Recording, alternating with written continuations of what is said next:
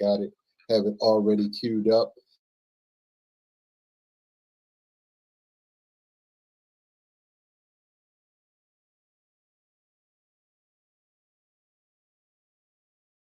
Dozy.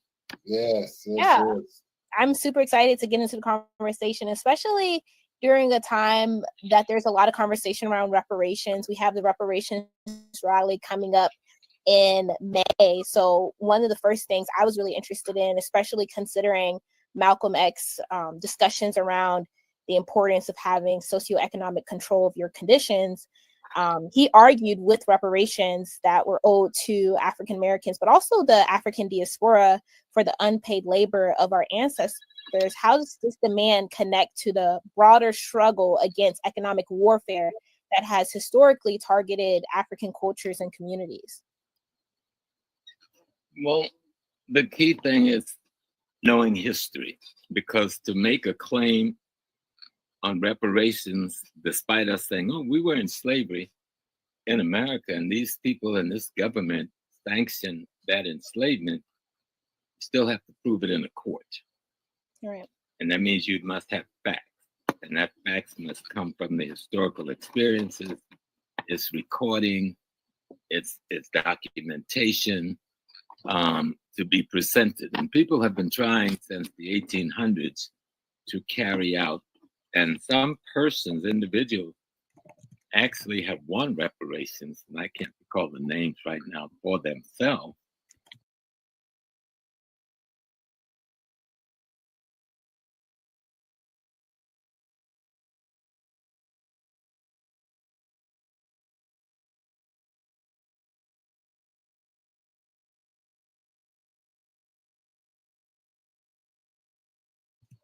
Back in the 1800s. And the fight for reparations in the 20th century and into the 21st century have been a major fights from the days of Marcus Garvey. And one of the leaders of that fight have been Queen Mother Moore, who was with Garvey and who continued the fight for reparations, actually leading the fight for reparations and helping to establish the organization in Cobra. That was one of the leading forces for reparations in this country for decades. There have been other forces, multiple groups around the country that have fought for reparations in the country. It's something that multiple people through time since the First World War have gotten. You know, Poland was able to get reparations. That's where the term came into play after the First World War. Germany, certain aspects of Germany was given reparations after the First World War. After the Second World War, the Jews who have built what is called Israel was given reparations by multiple countries, not only Germany, but others, including America. The Native Americans, well, the Asiatic Native Americans have gotten reparations, multiple different tribal groups. The Japanese for their internment during the Second World War. So many people, and that's just those who are acquainted with the United States, have gotten reparations. And reparations is really a payment for a crime, and mostly the crime of genocide against the people.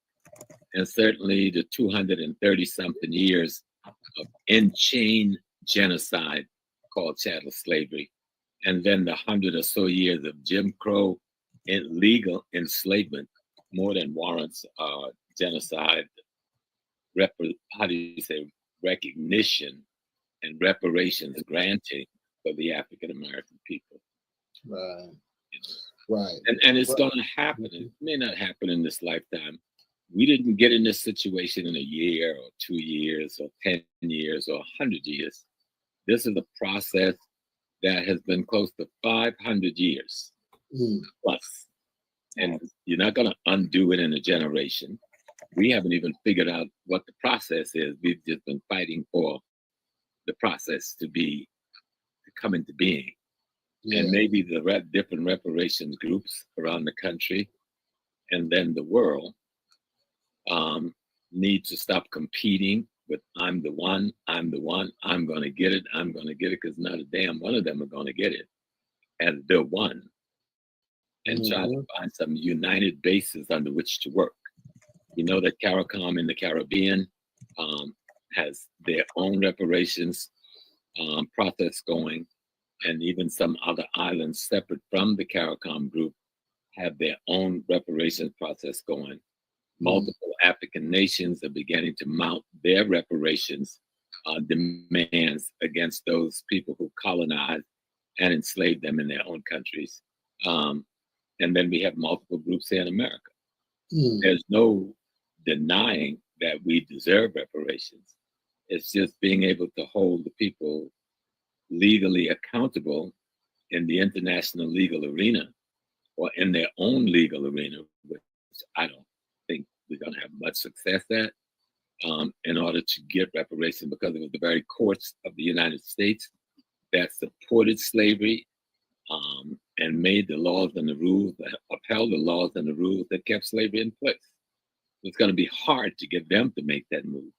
But maybe the international courts in Geneva and other places emanating out of the UN, we will have a greater success. But it has to first start with us putting a case together, like you put any legal case together, getting the evidence, what bank did what corporation did what oligarch group did what so-called royal family did what. Where is this evidence? And it's all over the place, the evidence, and compile that and bring it before the world. Show the genocide, the millions and millions of our people worked to death, literally within 3 or 4 years of setting foot on this continent, and then just got replenished by enslaving more to work to death in 3 or 4 years for hundreds of years. And so we know what the crime is, but we need to accentuate it in the eyes of the world, because some people talk about slavery like it was a work program that we agreed upon.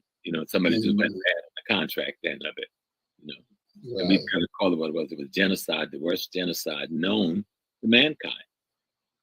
Millions upon millions of people slaughtered, women and children, before they even got on ships in our homeland. Millions lost on this side, mostly by white diseases, but enough by being worked to death in the arms of the Europeans. So all of those things have to come together to make a case. And a lot of people are doing a good job. I just think there need to be greater unity on the part of all of the different groups that say they're working on the reparations process. If we're going to see, real success over time. Indeed. Beautiful. Yes, that's a beautiful opening. Thank you, sister, for, just really honing down on where Malcolm X would certainly, advocate an issue that he would certainly advocate on. And, Baba Smalls, you've been, honoring the work of Brother Malcolm for 60 years with taking groups and bringing people together, sharing his legacy and really keeping the name out there. But just for those who may not know your role, for instance, and I know I've heard it dozens of times on the call, well, not dozens, but more than a few times on the Carl Nelson show in Baltimore and the DC area. Shout out to Carl Nelson for continuing to enlighten most of us here in the Baltimore, DC area. But you came on board and you were the first imam for Muslim Mosque Incorporated and the organization for African American Unity. Can you just, for those who may not. Let me just, because most people just know Professor Small. They don't really know what it is that caused me to be. But I met Malcolm back in '63, so neither of you were born yet. It was a short meeting, but it was an impacting meeting. That next year in '64, I went in the military. And in '65, while I was in France, actually trying to go to the meeting that my brother made me aware of, that Malcolm would be coming to speak, but he never showed up. And me and about 4 other guys. We didn't know why. We were 18, 19-year-old young people. And so when he didn't show, we went back to Cairns, where we were stationed at the time, and had fun, party, got some boats, some wine, did our thing. But a month out to sea, a little bit more than a month out to sea, I think I got mail call. And I was at the time, of course, in the U.S. Navy. And I had a big packet from my brother. And in that packet was the news clippings of Malcolm's assassination. Mm. And I immediately compiled those clippings into a portfolio, into a big photo album. And I was given a rude awakening. Even I was very politically active in the military, and we had our own political organization, shipboard, and in our flotilla. I wasn't at 19 as conscious as one would think. When they think of me now at 19, I was just a kid, really, learning how to move to be an adult. And I showed these photographs because my brother also sent me all of his clippings of the Kennedy assassination the year before I went in the military. And the Central Intelligence Division seized that material from me on shipboard. That's a Navy, sort of a CIA arm in the Navy, similar. All the military have their own intelligence element. And I was with the Central Intelligence Division. And of course, then they denied that they took it. But I realized then there was more to the young man who spoke so forcefully, who I'd met in '63, than one would think, because why would they seize all of that, those clippings from me, and then deny seizing it, even though people saw them go into my locker and take it? I knew there was more happening politically, because all of a sudden I started getting written up for almost anything I did wrong, and I'm trying to figure what's going on, thinking I'm just being a bad dude or something, and realizing that I'm called before the XOs for captain's mast for trivia.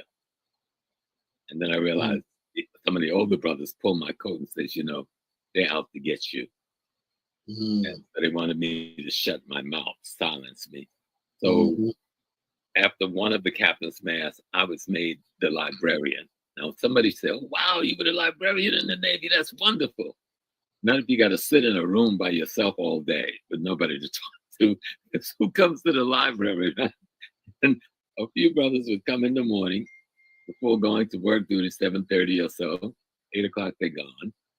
A couple of people may show up at lunchtime between 12 and 1. And then a couple of people would show up. I'd be there until 6 to 7. And some people would show up again maybe at 6 o'clock. So the rest of the day, I'm by myself, locked in a room with books. Of course, that turned out not to be a great disadvantage once someone knows what to do with the book. But that was a punishment to remove me from ship's company and to lessen my influence in organizing and talking, doing what I do now. That people think I just started. No, I was doing this then. I was talking about anything I could talk about Black people. And so when I left the Navy, I left the Navy in '66, November. I immediately went directly to Malcolm X OAAU. I met his sister Ella, her chief bodyguard, a brother who taught me a lot, named Willie Starks, who was with Malcolm up until the day he passed.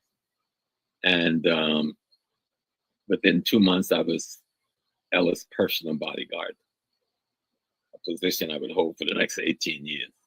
But at the same time, about 6 months later, I was during that early period, the first 3 months, I was just recruiting young brothers from Vietnam, just back home, because they knew how to use weapons. They were military men. And then I realized they had no grounding, they had no spiritual grounding, no foundation. They were just out in the world. So I request the reopening of the Muslim Mosque Inc., which had closed at the death of Malcolm. And it was the new mosque that he founded. And so they went on actually a worldwide search for an imam. And the committee had people from the Sudan, from Saudi Arabia, from the United States, from across the Sunni Black leadership, which was very small at that time.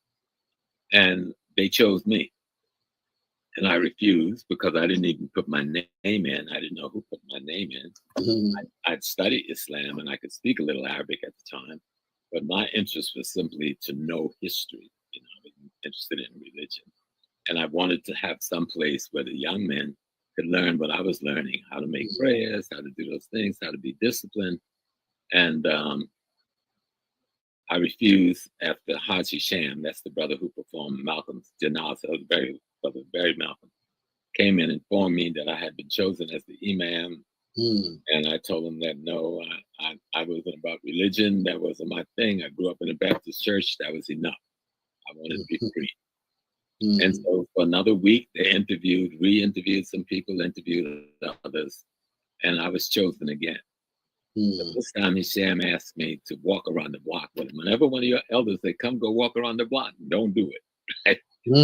Said, no, brother. The answer is no. But I walked around the block. Hisham convinced me to do it for 1 year, and I stayed in the position for 11 years. Right? So, and it was a good thing. I learned how to be an Islamic clergy. I went to Mecca on the Hajj. I was ordained in Mecca to teach Islam in the West. Very few people hold that title in the world, but I was given that title. I'm Al-Hajj Amin Shahid, a name I no longer use. Of course, Hajj is a title. I could use it with any name. I chose not to do that either. I realized that in that experience at Mecca and back and forth into the Arab world, that there was an African world, and all of the other worlds did not treat or look kindly upon the African world. And I belong to that African world. I walked away from Islam as a result of that, resigned as the imam over the mosque, and moved away into other parts of the struggle, remaining in the OAAU. And contrary to what a lot of people would like to think, I am still the international vice president of the OAAU. We're not celebrities. We're not on a stage. We are not, how do you say? We're not looking to be in anybody's popularity contest or taken out by any intelligence organization in the world. We've existed this long in the form that we exist. Malcolm's nephew, Rodnell, is our president, our international president. We do work, and we do not have to spread the name OAAU to get our work done.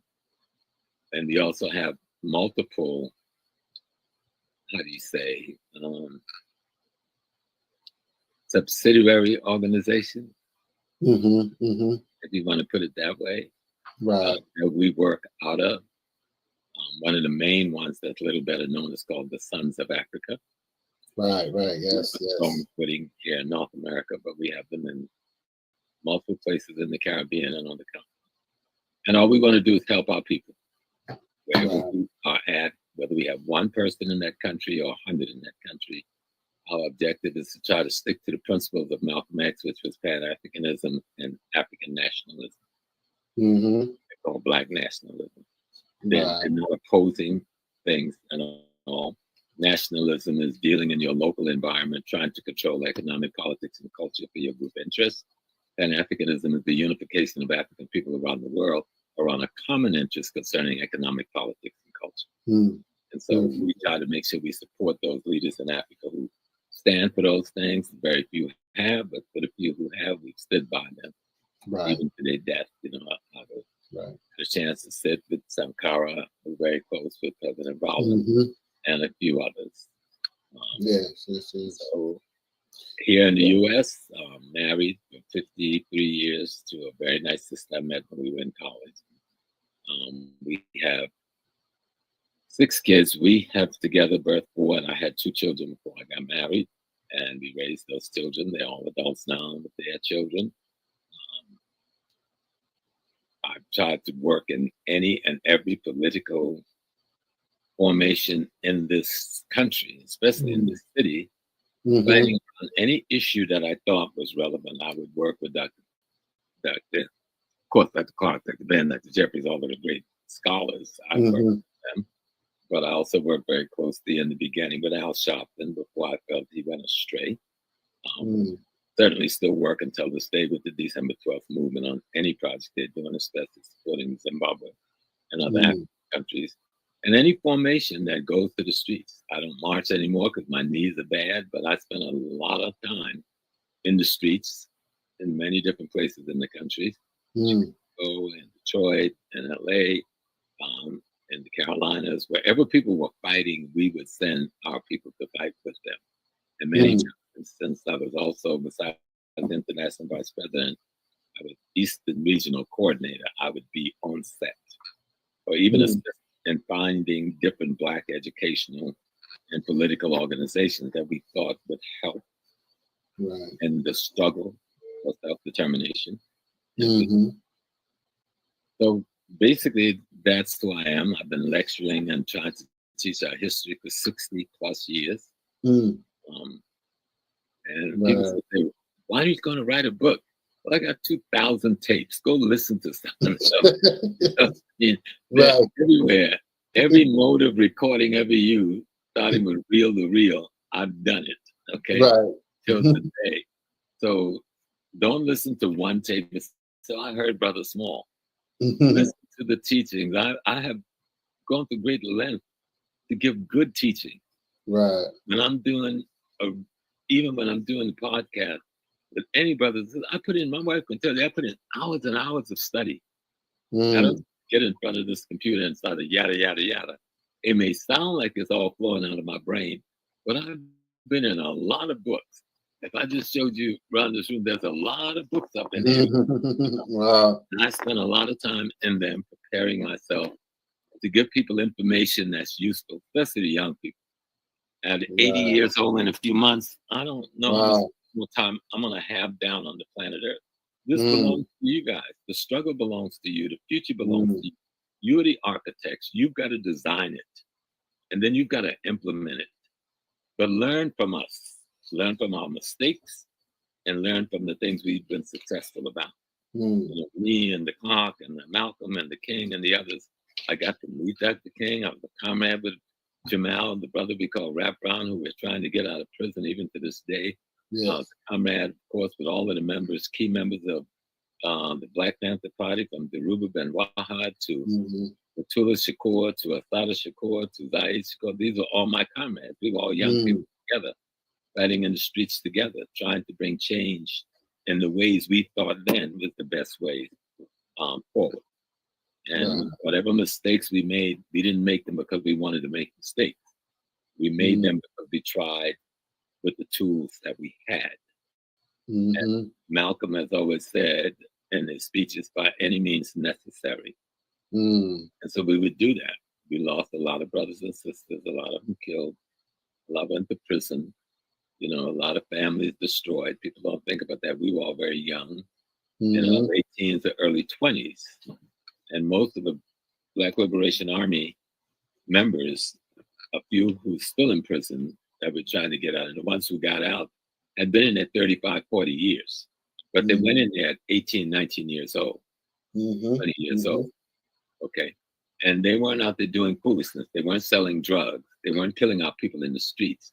They were politically advocating for the freedom of the Black race worldwide, supporting the liberation movements all over Africa and in the Caribbean, Central America, South America, wherever we could. And for those acts, many died, many names you don't know.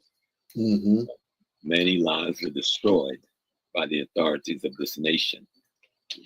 And we had some great victories too. Victories we'll never get credit for, because when a force sees a force coming after them, they usually give in to the lesser force, you know, and that's cool.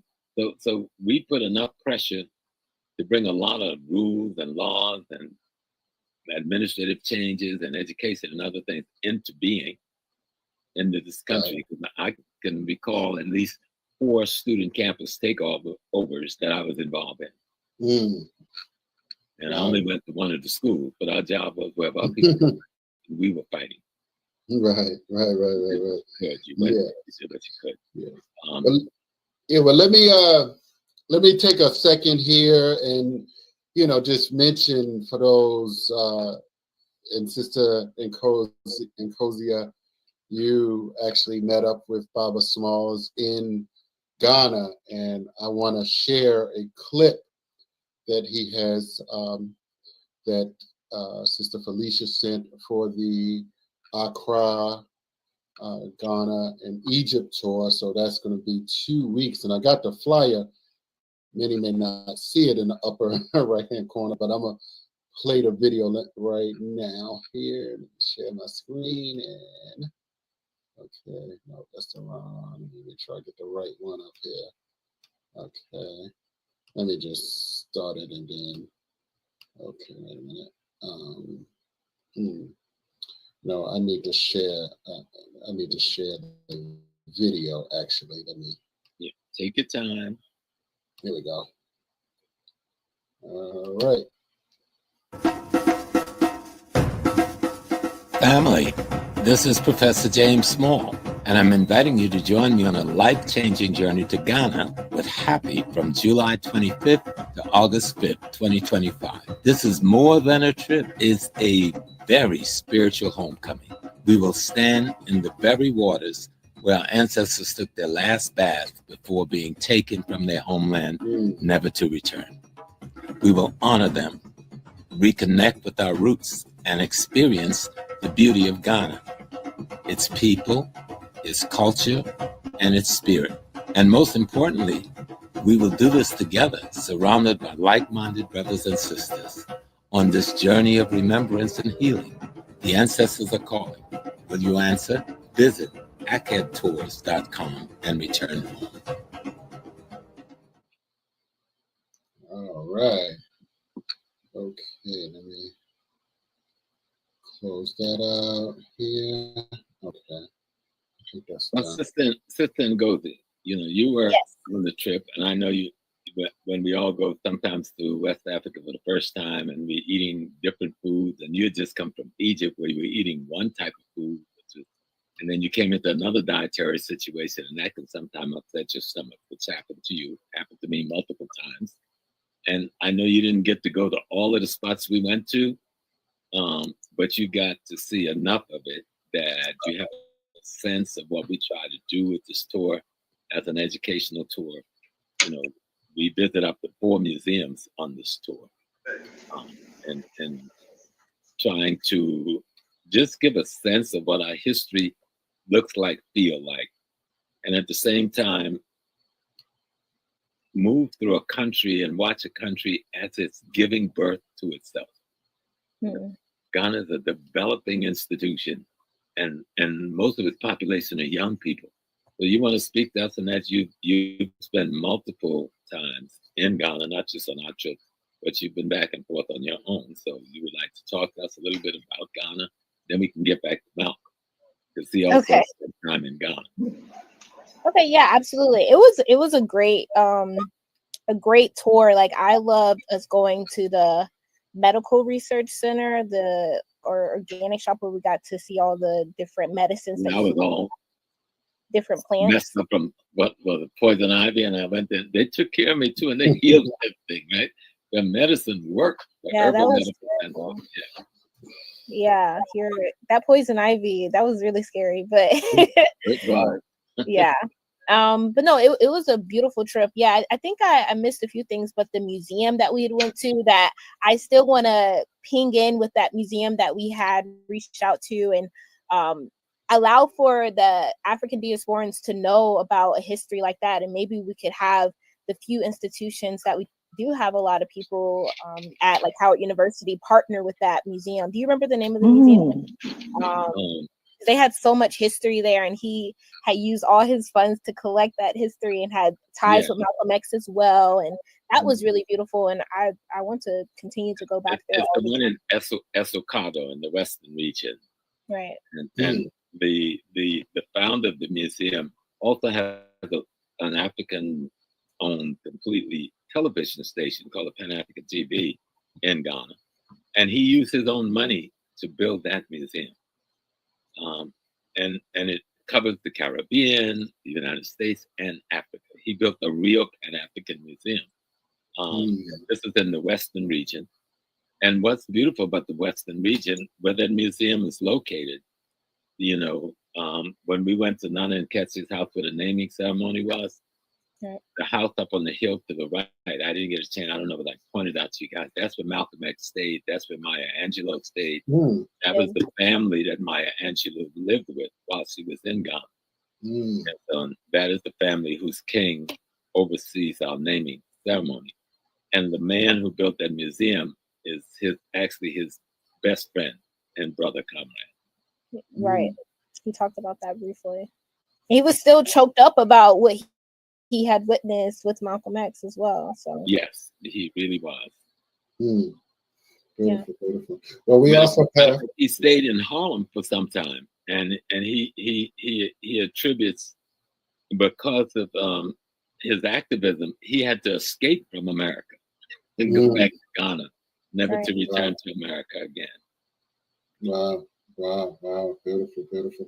Yes, well, we also have Sister Felicia is on here. Hi, Felicia. Peace to everybody.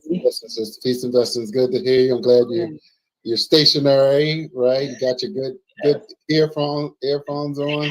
I know I couldn't find my little ones, so I'm like, I feel like I'm like a DJ or something. Right. That's why I'm like, what's those what's those Dr. Dre things or whatever? Well, Felicia, did you meet Sister Ngozi? No, how you doing, Sister Ngozi? Who just returned from Ghana a few weeks ago. Oh, that's what I heard you. Yeah, I heard you talking, and I was getting excited. I can't wait to go. Like I literally cannot wait to go. It's gonna be a great trip. Yes. Yeah. So Felicia, if you want to go ahead and whatever you want to say, if you wanted to talk about the trip a little bit, any more details, if you want to add on. Yeah, you know what? Yeah, listen. I know Professor Small. He lays it down with all the historical information. I'm more like logistics, and I'm here to tell the family that if you were thinking about doing it, and he's like, "Oh, I don't know what." Listen, come right now, because a couple of things. One, this is the first time I'm ever traveling with Professor Small, and that right there is worth it to me. I've traveled with Dr. Jeffries and Fudishi, but first time I get to travel with Professor. And I've never been to Ghana. I've been to Egypt a bunch of times. I'm so looking forward to this Ghana trip. So it's like the best of both worlds to me right now. And family, I thank you so much for showing. This was a good job. Having our little our flyer video. Oh yes. Yeah, and right here, iCat Tours. If you guys have any questions, you can go to Professor's page. He has a call button. You just call me. Listen, we're here for the family, and so you can make it work. We have lots of payment plans. We're gonna get you to Ghana and Egypt. So just give us a call. Yeah. Beautiful. Yeah, thank you very much, sister. And I met you several times, so always, and thank you for having me on 2 years ago. Yeah, you got to come back, Haki. Yeah, thank you. Like, people come. Yeah, people come one time and then be like, okay, where they at? Oh. Yes. Well, I appreciate it. But it was good, going to Detroit and, having that flavor. Detroit, anytime I get to go there, that's always a blessing. So thank you for all the work that you and Brother Taki are doing to enlighten us in the re-Africanization process. And that's what we must do, re-Africanization and nation building. Yeah. We literally fought. We are doing what our elders tell us to do. I ain't mentioned nobody's name. I'm just saying it might be somebody on this phone, on this little call right now, that be telling us what to do. We just do what they say. That's it. And and listen, you got to come back to Happy Talks and talk about the Malcolm X. And this huge entourage we getting to come up this year. The first time I went was last year, and I was like, why did it take me this long to get here? And I live in New York City. Wow. And Rosie's gonna come this year. She's gonna get on that bus and come from DC or get on that train. Yes. Absolutely. We've been doing it for 60 It was years. so nice. 60 years. And And I've been a part of the leadership of it and the critical leadership for the last 59 years. okay, beautiful, beautiful, beautiful. And it's But, important because it's a pilgrimage. And it was instituted by his sister Ella the year he mm, as okay. a pilgrimage. And at first we were opposed. Many Muslim brothers were saying, oh, y'all worshiping a man. Nah, Mm, you don't understand Islam. I studied mm, the Hadith very well. And mm, one of the things that all Muslims are implored to do is to visit the grave site of their martyrs.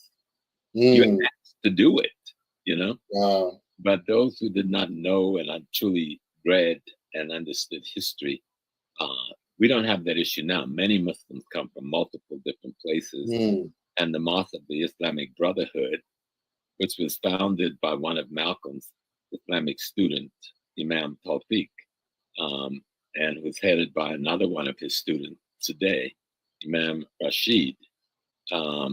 They come and do the Islamic part of the ceremony. It's not the Muslim Mosque's pilgrimage. It is the OAAU pilgrimage. mm, Everyone else is our guest. And so mm, we also have Akan priesthood come for libation. We have Yoruba priesthood come. Sometimes we have Native Americans come. And mm, we certainly try to involve the children in almost every year in some mm, form or fashion. And we've been blessed that every year people bring busloads of children. wow. And the Wow. idea is it was to create an anchor place spiritually and culturally for African American people. This was a young man who at age 39 took 19 bullets on Mm, our behalf. mm, 19 bullets, mhm, right? 39 years old, one of the most brilliant minds ever produced in North America. mm, But he could have run away the night before. He could have gone into hiding. He knew somebody was trying to kill him. He knew the possibility of them getting away with it was very real. mm, And he knew there was a greater possibility of him being killed than it was his escaping. You know, he had a wife and how many children? 3 children at the time, and she was carrying 2 children in her stomach. And so when we think of Malcolm, think beyond just the man standing up there making very strong speeches, but think of this young brother, 30-something years old. All of my children are older than him, right? And to think of that beautiful family he had. And I got to know Sister Betty very well and move around with her and lectured with her. An extraordinary queen, extraordinary. People don't know enough about her, you know. But Malcolm X wasn't just a political figure. He is at the level of what other cultures call a prophet. mm, He's at the level of what other cultures make national heroes out of, because mhm, of the way he analyzed our situation. And then came up with a method for solving it. Remember, he was in the Nation of Islam. That was founded by the Honorable Elijah Muhammad. And the teaching methodology that he used and improvised on was started by the Honorable Elijah Muhammad. But no one improvised on it like Malcolm did. When he came, they had a couple of thousand people. When he died, they had hundreds of thousands of people, almost all of whom he recruited. When he came, they had less than a dozen mosques. When he died, they had more than 100 mosques. You know? And these young men were mostly out of the penitentiary system. He pulled off the streets who were alcoholics and crime, on drugs. And he came up with a method to use the mind and the knowledge of self and the knowledge of our ancestors to clean these people up and make them some of the most powerful men in America, black or white. And so we need to give them credit for that ability to help enhance that teaching methodology of the Nation of Islam so that it produced the product it produced in black men and women. Because when you see the women of the Nation of Islam, you see some of the most powerful black women in America. And you may meet thousands of black women who have left the nation, but almost all of them are in some leadership, some professional, or some business motive. in the country, Mhm.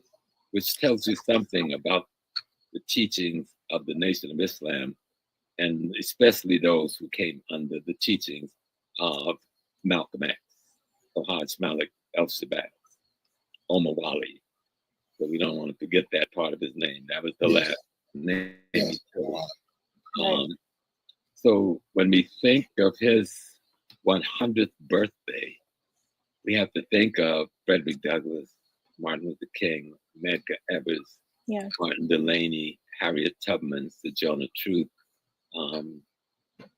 Ida B. Wells, people who gave their life for Black Americans, Mm. African Americans. And then we got people who are now confused and say, we ain't from Africa. So I got to sit some more of them down. And that's just the old self-hate. People just, every generation has found a way to manifest their self-hate based on ignorance, or to, and they've come up now attacking the term Pan-Africanism. Pan-Africanism, Malcolm was a Pan-Africanist. Pan-Africanism is not an organization. It's not an ideology. It's just the concept of people uniting. Pan simply means unity. Other groups have used that word pan when they're trying to unite themselves. There's no group that is a Pan-Africanist group. People may say, I'm in a group, and the group believe in Pan-Africanism. But Pan-Africanism don't have an ideology besides we must unite. You can be a Muslim, you can be a Christian, you could be a Hebrew Israelite, you could be a Moor. You can still come together as a Pan-Africanist. You can be in the Caribbean, you can be in the United States, the UK, or on the continent. Pan-Africanism means we can all unite from where we at around the common interests of our people, around a common political interest, a common economic interest, which we all will establish. But when people have been made afraid to fight people, that's what it comes down to. Right now, we have a government that's run by the bottom of the cracker barrel. The poorest whites in this country have finally got power. They have never had power before. You had the oligarch had the power. The wealthy whites had the power.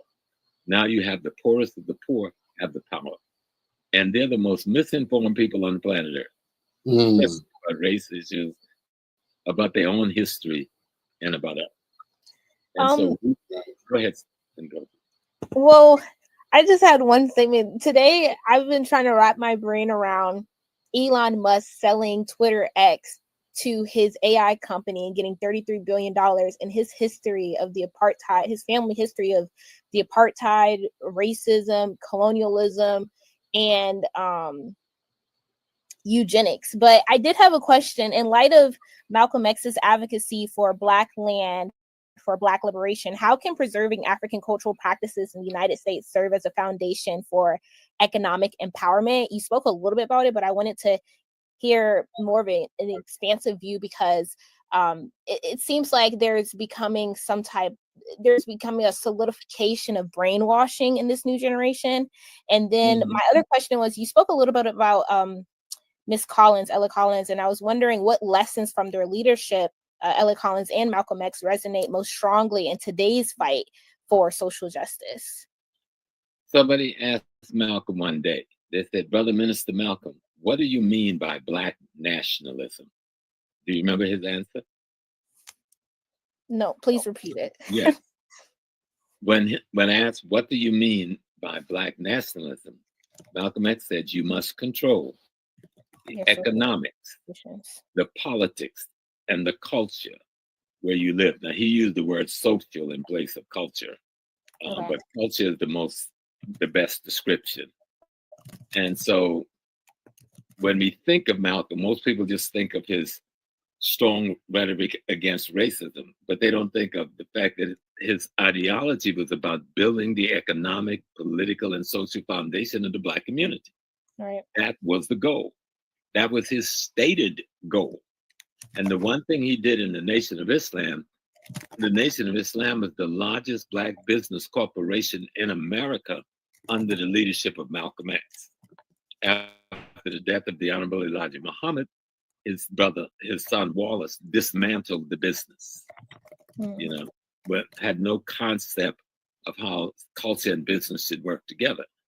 if you go into any of our community, you see multi-ethnic groups, not African Americans, running the retail and wholesale infrastructure of our community.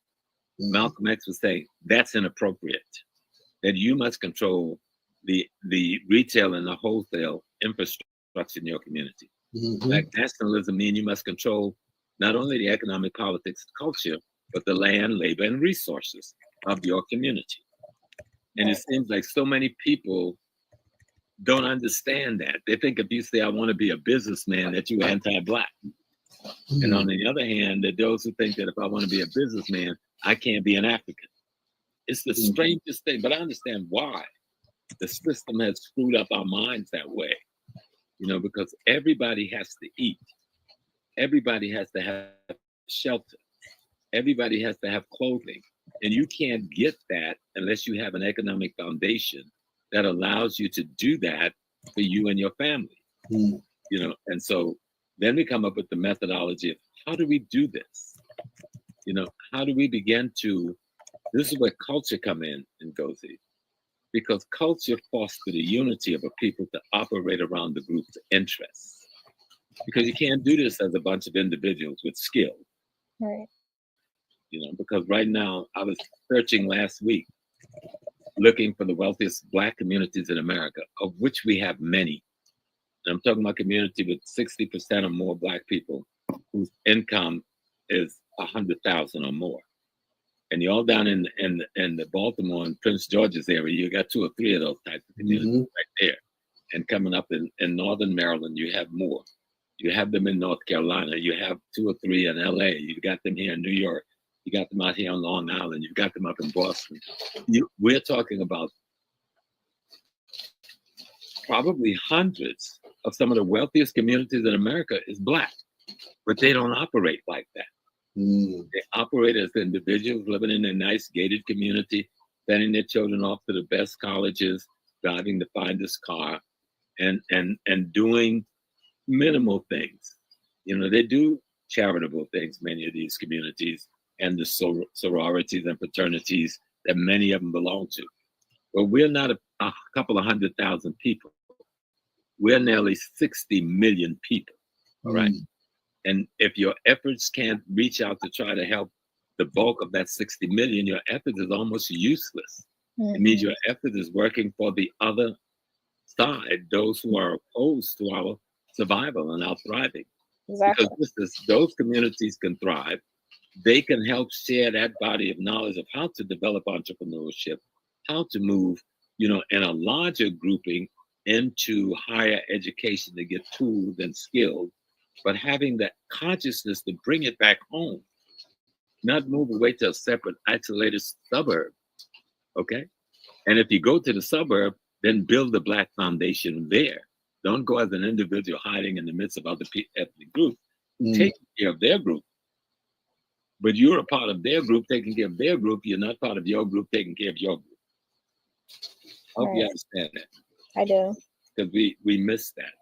And then you have to say, well, you know, peoples have struggled for so long, and there's been such terrorism in this country, economic terrorism, physical terrorism, burning our bodies, barbecuing our bodies, lynching us, chopping us up, all the things they've done to us, raping our women over and over. Even in the era when the chains was off of our hands, the social terrorism, just for our women still working on these plantations. I grew up on a plantation, so I know what I'm talking about. They were abused by the white elite on those plantations. Right up to now, because we still have people in Mississippi, Arkansas, Louisiana, and other places working on these plantations. We still have people sharecropping in America, even though they don't call it sharecropping anymore, which was nothing but an extension of chattel slavery without the chains. And then when we talk about the prison system, starting with Angola, which should be closed and everybody set free. Yeah. You know? And then we're talking about a prison system across the country with nothing but an extension of chattel slavery, and it still is. So we have challenges that we have to elevate visually so people can see. You know, the reason you don't let people get a good education is you want to deprive them from making a living honestly, forcing them to have to do things that that the society is determined to be criminal behavior, so you can put them back into incarceration and make them slaves again. Every prison in America works with the people in there works for different corporations. Every Nabisco cookie you eat, people in prisons make those cookies. Right. 2 or 3 cents, 5 cents on the dollar. Mm. And many of the license, cookies. Many of the corporations use prison labor. Under the guise we helping them get a little bit of money, to buy the toiletries and the shit that they're doing, or we helping them buy the clothing. But they use prison labor. Many of these corporations do. And the state's government use them for all sorts of things. So not just making license plates or making the furniture we see in state and city offices and stuff. Much of that stuff is made in prison. Mm. This is slave labor. So what do you think is the way to get the next generation, the new generations coming up, to care more about these things in the age of technology where it is able to capture people's minds? It's easier for people's minds. Teach the history and the culture. That is the key. It sounds so mundane. It sounds so easy that people go, oh man, teach the history and the culture. Teach people to love themselves by learning to love their ancestors, learning to love their mothers and their fathers. Despite the crippling ailment many of our parents have had and have been injured. My father left my mother when I was like 3 years old. Never seen him since. I just remember walking around that bed crying. Okay? But my mother then married a man with 11 children she had, and my stepfather was a god. He raised 11 of us plus one of his own. Wow. He died too young, but he was the most beautiful human being I've ever known, and he gave me a lot of the strength that I have.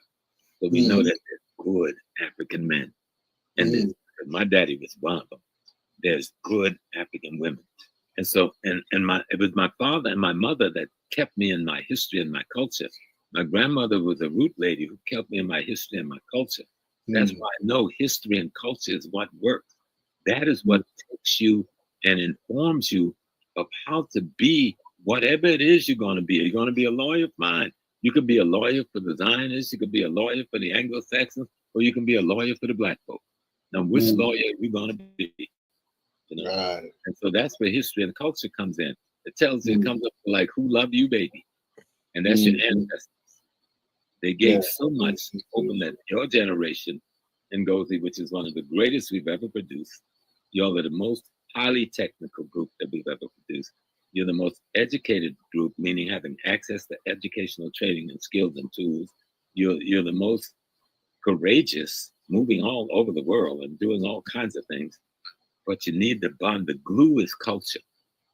Right. And there's no singular cultural presentation. We have multiple cultural presentations, but there's an underlying spiritual foundation to all African culture. And studying history lets you learn that. But we're confused. We think spirituality is like religion, and you approach it like you approach Western religion. No. Spirituality is our ancestors' interpretation of their understanding of science, right? Their interpretation of their understanding of cosmology, their interpretation of their understanding of ecology and the environment we find ourselves in, how we work with it and how it works with us. That's what spirituality is on the real with African people. That's why I rather call it African sacred science rather than spirituality. And that is the ship in which the educational system that you call culture. Culture is the people's educational system because it gives you your values, your interests, and your principles. And so the key is study history, because history gives you the information to see what I just said.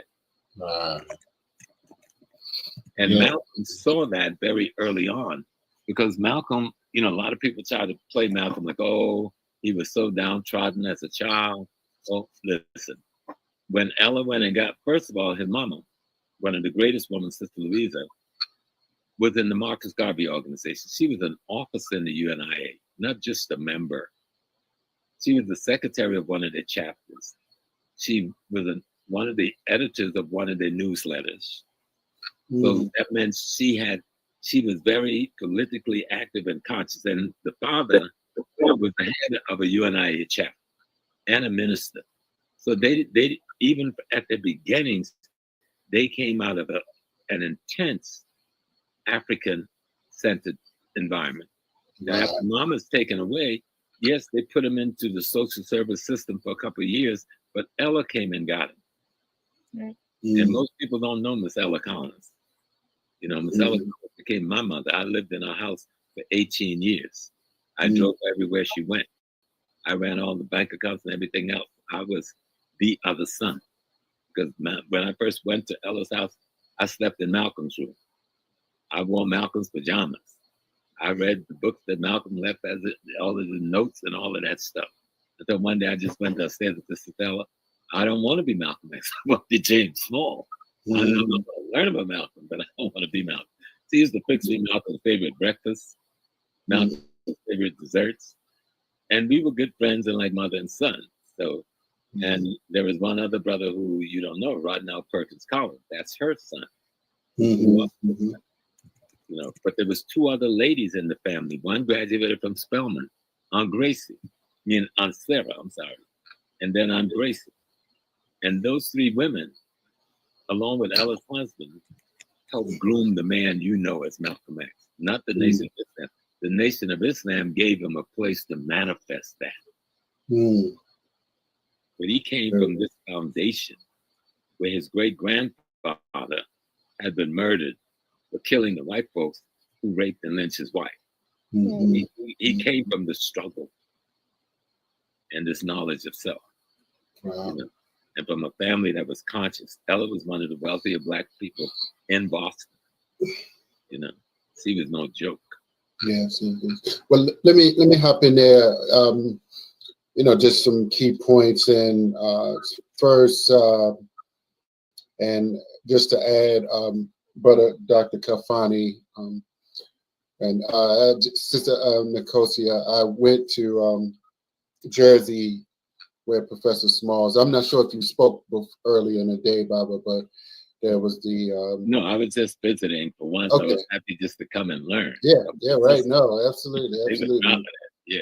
Yeah, this was the 7th year for the African Spirituality Conference at Essex College, and I actually went there. You know, the past couple of years I've gone, but when I went back, it was I recall I was like, I came here for an ASCAC conference like maybe 10 years ago. It's been it's been a while since I went there, but I recall. So they've been going strong, and he's always, my understanding, he comes to the Malcolm X and bring a group or something. Yeah, he brings 2 buses every year, Dr. Kafani. Right. But I've had people reach out from the Virgin Islands, and somebody reached out from the UK just today. So I'm, really confident, and I would be remiss if I didn't mention Elder Babatunde, who is from Baltimore, who actually has done this tour to come up and, for some years. Many years. Okay. Close to 20, if I'm not mistaken, maybe more. But I did come once or twice, I recall. So, So the key when we think of a Malcolm, think of the political environment that he was trying to organize in.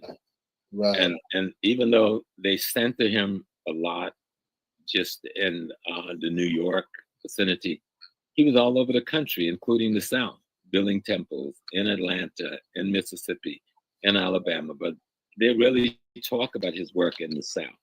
He was in the West Coast, in Los Angeles, he's in Washington State, he's in Michigan, he's in Chicago, building different organizations and bringing brothers and sisters together. Even in New York, most people don't know that he opened a major temple in Brooklyn, bought nearly a whole block over there. And those facilities are still there, being run by the mosque, the Sunni mosque that Wallace converted the nation's mosque to today. He was a good organizer and a good teacher. He could persuade you were walking in the desert when you were swimming in the middle of the Atlantic Ocean. He was that good, right? And so he understood that it all had to do with economic, politics, and culture, because everywhere he built a temple, he built a business. It was either a bakery business or they did strategic thing, hardware businesses, clothing businesses, shoe repair businesses, barbershops. Those, wherever there was a temple, those type of businesses came up around them. So they never separated their spiritual development from their economic development. I think one of the weaknesses were they did not get involved in local politics. And I think there should have been a greater involvement in electoral politics. We live in America. The reality is, if you don't elect that person to office to represent you, your enemies will. Okay? And if you want to make sure the person, whether blackface or not, is representing you in your capital city or in your city council or in the national government, then you've got to be involved in the politics at that level. Now, Malcolm did see that, and he did work with that level, but that was not the aim of the organization, which was part of the problem between him and much of the leadership in Chicago. They wanted to be a theocracy, and Malcolm wanted it to be more of a political, social advocacy. And those two things conflicted. But some people saying, listen, we're a church, we're temples.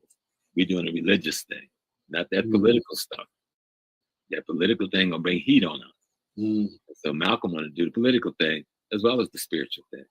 And that's where the conflict came between him and the leadership in the nation, not the things they said he said about the messenger. That happened a week before he died. What he got pushed out had nothing to do with that. It had to do with his becoming too political for those who thought that they were trying to build a religious movement. And they felt was taking the religious movement into a religious political movement. And that caused great conflict. And just a point of clarity in terms of that sort of separation. I know that Malcolm, as he's teaching the fruit of Islam, and I believe if it was a brother in LA, he got killed. And Malcolm went to LA, and he was like ready to do something, and he got told to stand down. Yes, right. That's the word, stand down. And my understanding that Malcolm was just like, we can't do this. You cannot like let somebody walk all over you and not do something, right? So. Well, he did obey the messenger of Islam, the Honorable Elijah Muhammad. He did obey the orders to stand down. Right. But what he did, he came back to New York and he went into his basement with two brothers who, I forgot the brother's name. I met them when I first came out of the war and got to know them very well. But they wrote a book called Two Black Writers' Response to Styron's Nat Turner. Someone had made this, white boy had made this massive negative critique of Nat Turner, and these two brothers responded to him. Right. So those two brothers got with Malcolm on a weekend in Malcolm's basement in Queens, and they created Muhammad Speaks newspapers. And the newspaper was his response. Okay. And so that's when the newspaper was founded in his basement, and that was his response to fighting back for the brother who was killed in LA by putting the information all over the world. He was a man who simply loved his people. He was a man who studied history. He knew history. Some people say, oh, he learned the whole dictionary. Yes, he did that too. And that gave him a vocabulary like no one in the world, and an understanding of the words that he was using and how to use language. But he also studied and read history. I remember one of the books when I first moved to Boston that was in his room, beside his bed, that he had been reading the week before, was by a guy named Camus. It was a priest in France who fought against Nazism. and it's called Resistance, Rebellion, and Death. Mm. And to learn, and so when I think of Camus as being a Catholic priest and Malcolm as being a Muslim clergy, and resisting the same kind of tyranny that Camus was faced with at the beginning of the Nazi episode in Europe, the book made sense why he read that particular book on resistance, rebellion, and death. Mm. And so I read the book. Malcolm was reading the book. Mm-hmm. Most people don't even know what my relationship to that family is or was. I mean, I was on the phone with Roddy today for the work we want to do this 19th in Boston, at the park that is now dedicated to Malcolm, at the mosque that we had dedicated to Malcolm, at the house that we've been made a national landmark. Somebody has to run all of these things. So OAU run these things quiet. There's a park in DC that we were working on before Trump got in, and that was going to be named the Malcolm X Park. And really, it's already been named that, but trying to get the finances to really develop Meridian. Yes. Malcolm X. Yeah, but to get, we were on the precipice of getting the monies necessary to do a really makeover. But I doubt if we'll get that now with this administration being in. But, life isn't going to end in 4 years. You know what I'm saying? They got 4 years. Hey, let them do their thing. We need to do our Black thing right now. Right. Because there's a war going on between the other side. There's a war between the Germans, which Trump represents, and the Zionists and other elements, which is represented by certain banking interests, investment housing, and international corporate structures, right? And then you've got the what do you call it, the military-industrial complex in the midst of all of that. But most people never think of Germans being powerful in America. But the largest white ethnic group in America is Germans. And most people don't know that. Every time I say it to people, they go like, what are you talking about? Yeah, we say white, and we just forget about the makeup of the group, right? But the largest white ethnic is Germans. And they predominate in all the states that Trump, the critical states he won in Pennsylvania, he got 95% of the German vote. Wisconsin, he got 95% of the German vote.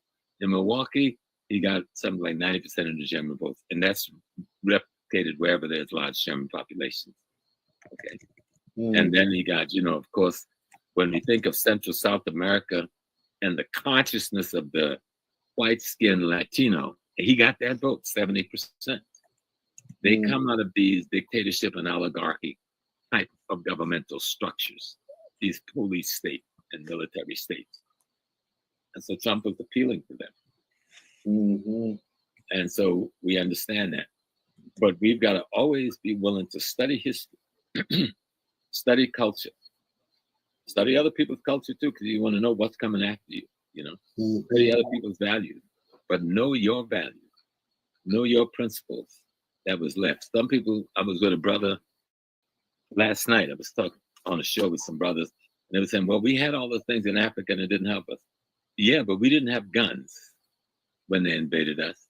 And we didn't have the hatred for life that you can come in a village and kill 1,000 women and children and walk off and eat a chicken sandwich or whatever they ate. We were not in a murder culture. We did not come from a murder culture. Right. And we didn't think, we didn't think other human beings would do that to other human beings. But we got a surprise. But we know now what we're up against. Right. We're not going to be in a state of shock anymore. We're not going to be caught thinking, this is my brother, this is my sister, because they stand upright. There's a different value. There's a different interest. There's a different principle that makes up his consciousness. And we need to master that. As we master the values, interests, and principles that should make up our consciousness. Hey, Nat, where's the rest of them? My kids and grandkids are just coming back from Holland. Okay. Hey, lady, what's happening? You want to get on TV? That's a little baby girl. Hi. Natalia. That's the thin Dorothy. And that's Father Haki. You had a good weekend? Okay. Bye. And this is Mr. King. I got to greet everybody that's just coming back home. Mm-hmm. Hi. Yep. Hi, Sister Betsy. And this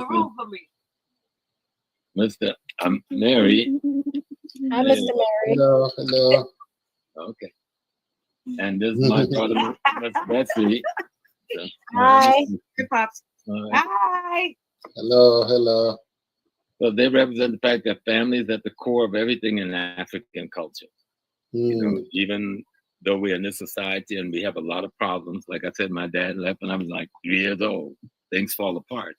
But we've got to know what it should look like. That's why you study history. Yes, it fell apart, but how do I rebuild it? Right? What should it look like?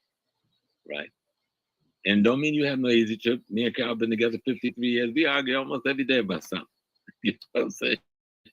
But we also work to maintain a family, get all these kids through college. Every one of our children have at least a master's degree. And every one of them are working in the interest of Black people in whatever industry they find themselves in. So you got one's teaching, the other guidance counselor, one is a principal, one is in the music industry. Wherever they are, though, they are working for our interests. They're Black nationalists, even when they got to disguise themselves. Because I demand no less. Want to walk at my side and call me daddy. One that was just in there, he's a medical administrator.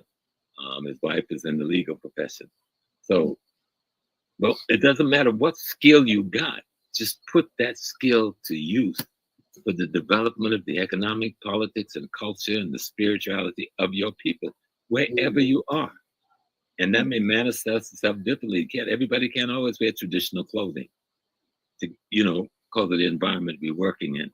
But you can have a traditional mind. Yes. You know what I'm saying? No matter what work you do. You and I we've got a common background. We were in the military. And I advocate every day that young Black men and women, if you're not going to college and you don't have a skill set that you can go to work, join the U.S. military. People say, I don't want to join the military. You're a fool. If you don't understand all of the values you can get from that versus the value you're going to get standing on the street corner unemployed. All right? To make money. Because after a certain age, you're going to get with some sister and you're going to mate with that sister and you're going to have some children and you don't have a way to take care of that family. Use what you have. Malcolm said, by any means necessary. I tell Black young men, go and join the post office, join the police department, join the fire department. Those are the instruments and the infrastructure that runs the community. You rather sit back and complain about the racist cop, then go and become the cop. Then you don't have to complain about the racist cop anymore. Exactly. And so when you say that, and then you say that you're a Pan-Africanist and a nationalist, people look at you cross-eyed because they don't understand what Pan-Africanism and nationalism is. When I watch the Zionists work, those folks are nationalists, okay?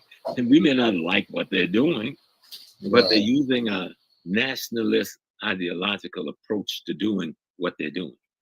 And they're using their religion as culture to bond them together to get that done. And we have to learn to do that. That's one of the things Malcolm taught us. He went all over Africa. He didn't just travel to the Muslim parts of Africa. He traveled to Ghana. He traveled to Nigeria. He traveled to Gambia. He traveled to Tanzania. He went looking to see how can we build a relationship with these people who we haven't seen for 500 years, whose culture we no longer know, whose language we no longer speak. We know we belong to the same race. But how do we build this relationship? And he figured it out. And for that, they killed him. He had some young brothers in Tanzania, and they figured we're going to take this thing before the United Nations. What's the brother's name? You said Tanzania or Kenya? Kenya. I don't know. I keep saying Tanzania. In Kenya. You mean the one that they killed him on the same day they killed Malcolm. Pika Botu? Let me see. Not Pico. I don't know, brother Pico. Is it Naire? No, No. he was in Tanzania, and Malcolm was learning from him. But there was a young brother of East Indian background in Kenya, Okay. East Indian and African background, and they assassinated him on the same day that they assassinated Malcolm. But we didn't know that because we were over here. And then there was another brother named Mr. Cummings, who was the ambassador from Guyana, who was also helping to bring him before the UN. They said he fell out of his hotel window in Manhattan a week later. You know? And all in all, they killed about 20 people after Malcolm was assassinated. Wow. Who were associated with Malcolm. But most people don't know about it. A few writers have written about it. But one of the key things that the system that we end up calling the State Department, the CIA, the FBI, went after Malcolm for, and early before he left the nation, when Malcolm raised the murder of Patrice Lumumba in 1961. We now know that with the release of all the files, that it was President Dwight David Eisenhower that gave the orders to have Lumumba killed. All right. And we knew that John Kennedy won the election and was coming in the office, and he had heard the rumor Kennedy did not want it to happen. So they didn't tell Kennedy until after he had been killed. He had been killed a week before they let Kennedy know that they did it. Right. And so I forgot the guy, one of the Dulles brothers, who were the founder of the CIA, went to Africa and oversaw the assassination. They used Belgian and French mercenaries to do it. Now, all this is a matter of national and international record. Now, everybody in the world knows. So most people are not paying attention to it. And so now, when we think of Malcolm raising the issue of the Congo in 1961, with the death of Patrice Lumumba, there's so many other little pieces we don't know. That Patrice Lumumba was a student of Kwame Nkrumah. Kwame Nkrumah was a big student of John Henry Clark. Okay, and Nkrumah and Lumumba had decided that if Lumumba gets to be the president of the Congo, then Lumumba and Nkrumah was going to create a union between Congo and Ghana with Lumumba as the head. They put this in writing. We didn't know about it, but the enemy knew about it. The man who's the current president of Congo today, father was part of the group that helped murder Patrice Lumumba. You understand what I'm saying? The things are still very connected. So this M23 that they're trying to tell me and you are the big villain, they're not the villains. Don't fall for that. They're saying the head of Rwanda is really the troublemaker. That is a bunch of bull. Right. All right. And M23, those people are Tutsi people who have lived in the area they're now calling Congo for thousands of years.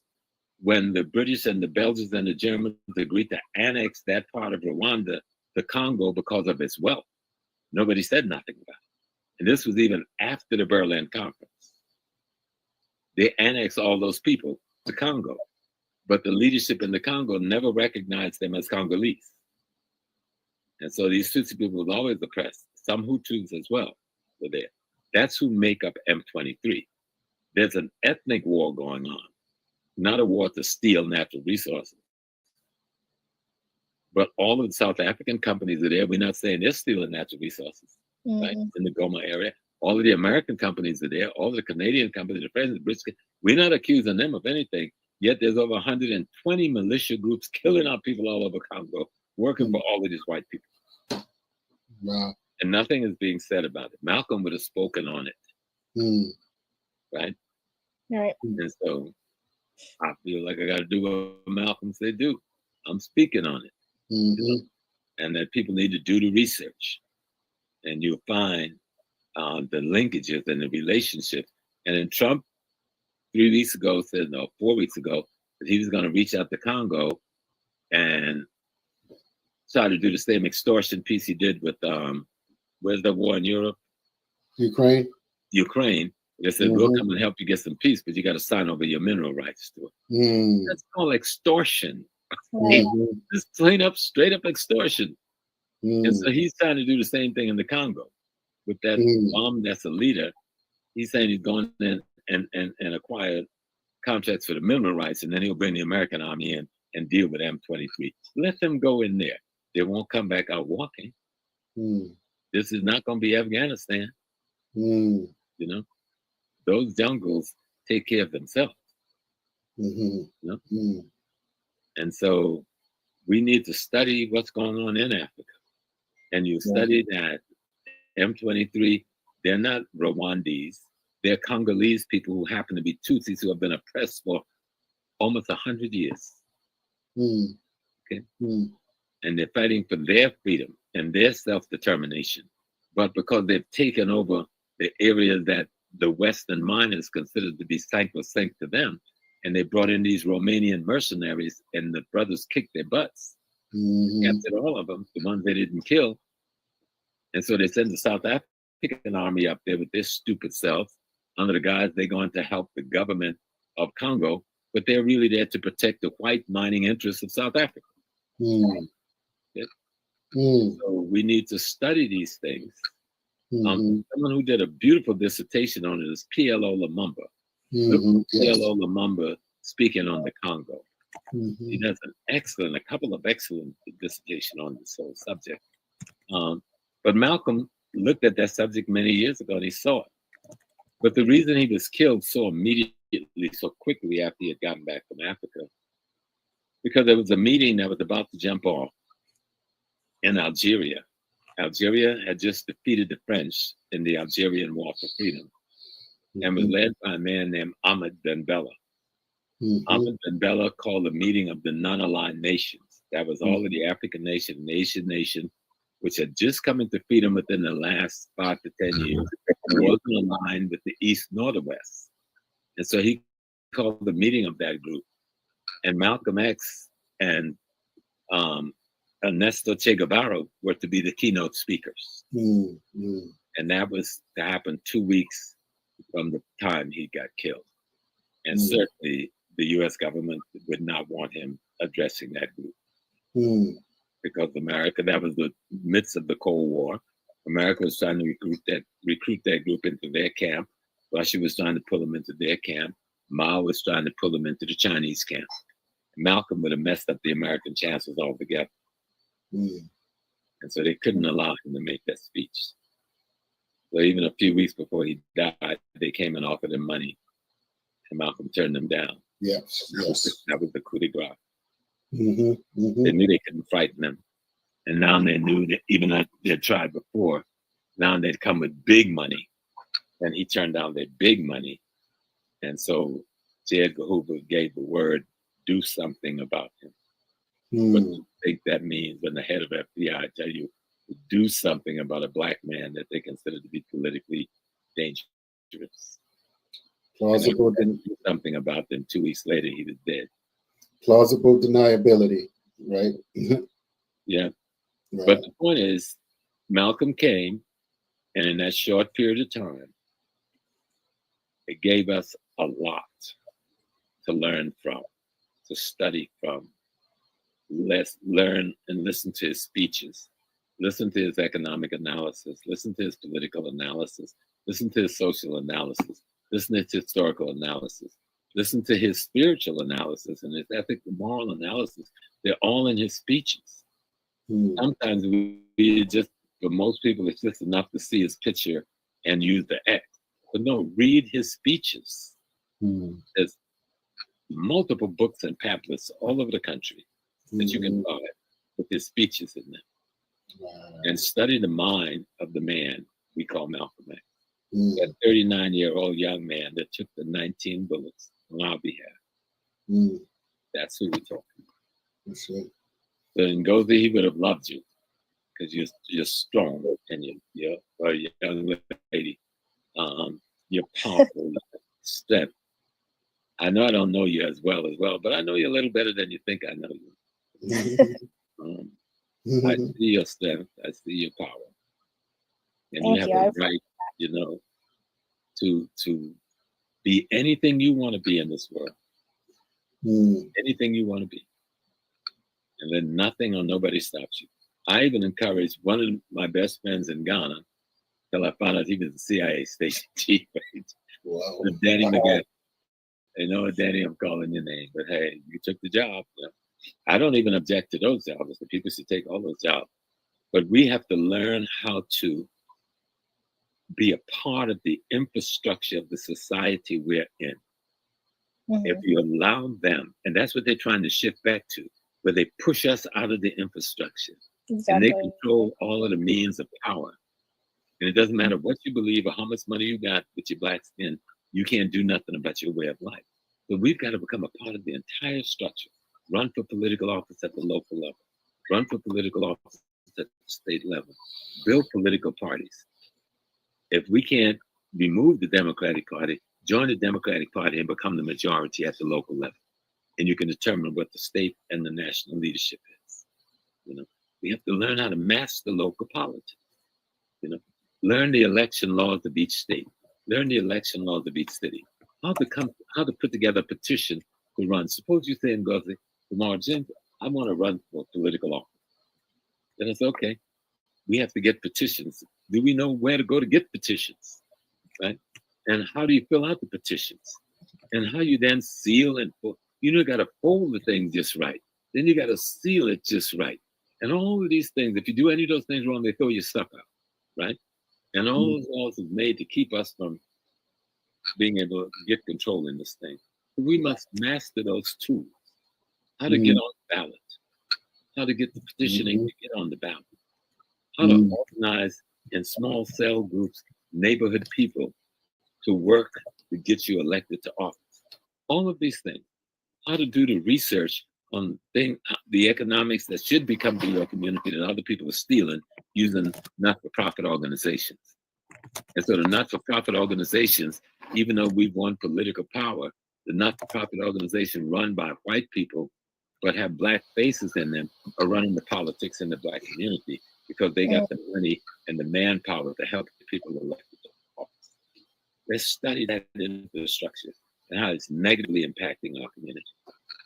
Yes. And then get out there and do our thing. I mean, we've done extraordinarily well. I mean, I don't have any heavy criticism about African American people's political and social achievement over the last 100 years. You know, we've gone up against the biggest monster in the world. And we've won some major victories. We've had some defeats. We got our butts whipped a few times, but we whipped their butts more than a few times. Wow. In multiple ways. And we must continue to do it. And it's you young people. It's really your ball. The ball is in your court. And identity and culture is at the core of your victory. Identity and culture is at the core of your victory.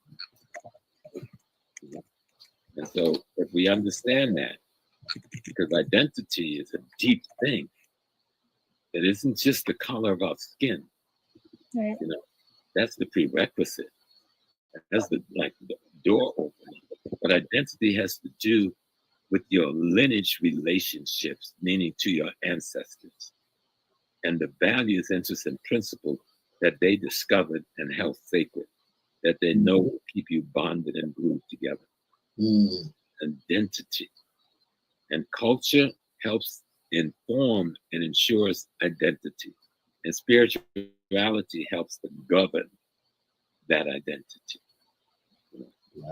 And history got all of that in the package.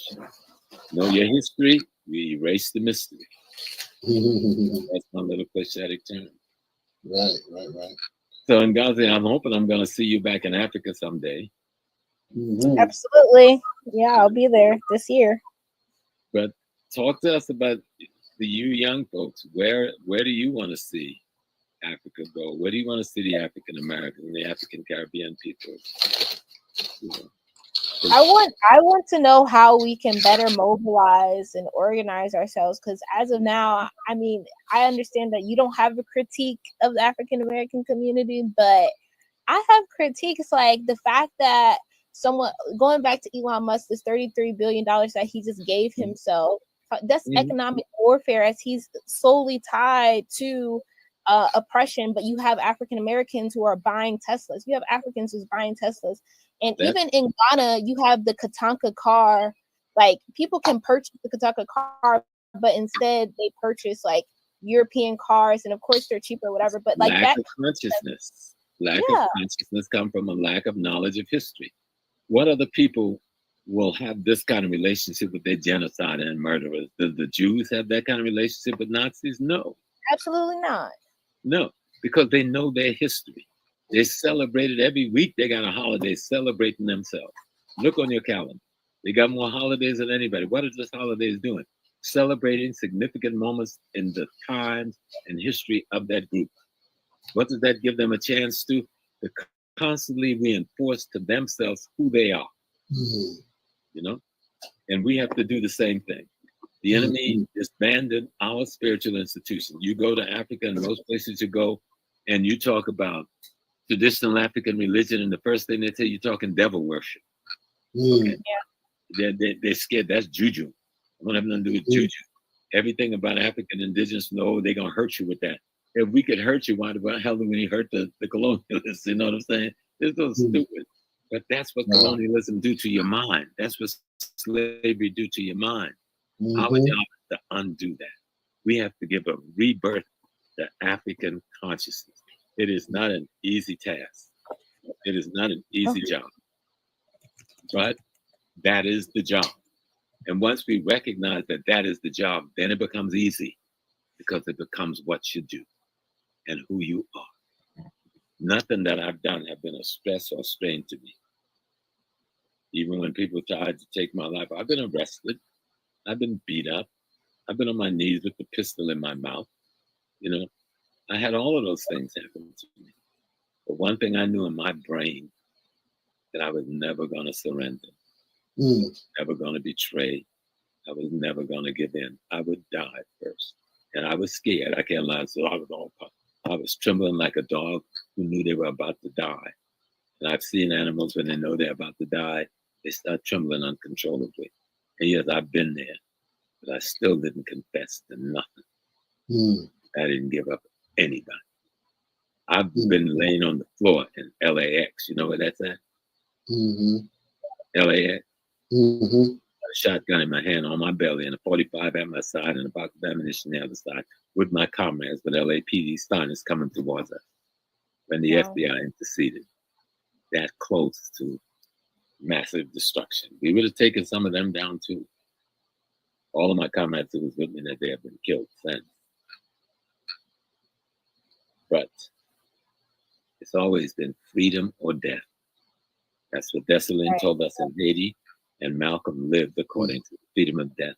He said the secret to life was to have no fear. When you do have fear, just remember that fear is there to inform you to be cautious. It's a barometer to caution, not a paralysis of giving up. That's true. Beautiful. So, Malcolm X, yeah, brother, you're going to be 100 years old. You are alive and well. Your teaching is still informing the world. Your image is still informing the world. The strength that you showed and stood up is still being admired by our youth. And I just tell them, don't be afraid. The tool, the sword, the weapon that you have in your hand is your history. Use it, and you'll see how powerful it is. Because in that history is your culture. In that history is your emotions. In that history is your love. Because those who loved and sacrificed for you, they are talking to you.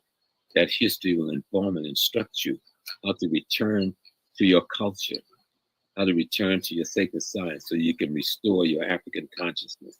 And then you know what to do with your money. Last year we met 1.6 trillion we spent with our enemy mostly. 1.6 trillion, there shouldn't be an unemployed black person in America. With 1.6 trillion, we should own how many mines in Africa? All right? Build how many hospitals? Construct how many freeways? But if you misuse it because you don't have a mind of your own, you have a sick, warped mind of your enemy. Dr. Noble says we suffer from a shattered consciousness and a broken black identity. A shattered consciousness and a broken black identity. And he said one of the reasons we suffer from that is because we have been infected. We've been infected by a European mimetic ideology. And we must use African culture as an antiseptic, as an antibiotic, get rid of the infection of the European mimetic culture that mislead, misguide, miscontrol our consciousness, so that we can give a new birth, a rebirth to African consciousness. Which means all African consciousness means I will operate in my group's best interest. Because my group's best interest is my personal best interest. And you don't have to wear that shiki to do that. You can run around in the nude if you wanted to. You can be in your bathing suit. You can have on your three-piece suit. I mean, sometimes you see me, I got on a tuxedo and I'm, bow tie, and I'm hanging out downtown, raising money to feed poor black people in Africa. That's what it takes. Right. That's what it takes. And then I could be in another spot and I got on my nice booba and I'm cool there. Or I can just have on my jeans and my sweatshirt like I got today. Wearing my little red, black, and green hat. Or I can take it off and show my bald head. But at the end of the day, it's who is inside of this bald head that is significant and important. And who's in there is my ancestors. Because I'm them going forward. No longer here, you, Ngozi, is me and all of them going forward. You should inherit us, but you got to know us to inherit us. That means you got to study the history to get to know us. I'm studying, yes, sir. Right. I'm proud of you. Very, like I said, you're a powerful young spirit. Powerful young spirit. Yes. Thank you. So I definitely appreciate this. I'm not sure how much time you both have. I just wanted to be considerate. Certainly, we appreciate. We can go until 10. Oh, okay. You good, Nkos? Yeah, I'm good. Okay. Great. Yeah. Look, let's talk a little about the Queen. We talk about Malcolm, but on top of his body is buried the Queen, Sister Dr. Betty Shabazz. And she was an most extraordinary woman, and she kept the fight to keep her husband's name alive and his teaching alive. Like, as we approached May, she would travel all around, even though she was a doctor person and taught at Medgar Evers, was an administrator at Medgar Evers College in the City University of New York. She would take time off and travel all around this country, especially to the schools that was named after Malcolm, and raise funds all through the year for those schools and for those children. And she would always stop at the last. She would be in Detroit, then she would come to Newark, New Jersey, where she would land on the 18th, and on the 19th, she would always come to Harlem and do a rally, which I would be a part of at the church where Malcolm was buried. Because, no one else would take the body.